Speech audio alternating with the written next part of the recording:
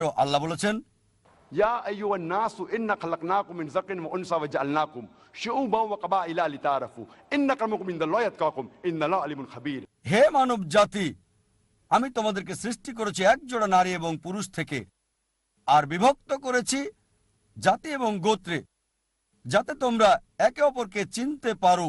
এজন্য নয় যে একে অপরকে ঘৃণা করবে। আর সেই বেশি সম্মানিত আল্লাহ সুবহানাহু ওয়া তাআলার কাছে যার রয়েছে তাকওয়া। আল্লাহ সুবহানাহু ওয়া তাআলার কাছে বিচারের মানদণ্ডটা জাতি, বর্ণ, দল, লিঙ্গ, সম্পদের ভিত্তিতে নয়, এটা তাকওয়ার ভিত্তিতে। এটা খোদাভীরুতা, এটা বিশ্বাস।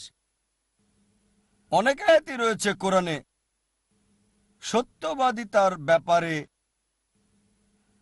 আর বলা হয়েছে সত্যবাদী হওয়ার জন্য যদি আপনজনের বিরুদ্ধেও যায়, মতবিরোধ হতে পারে,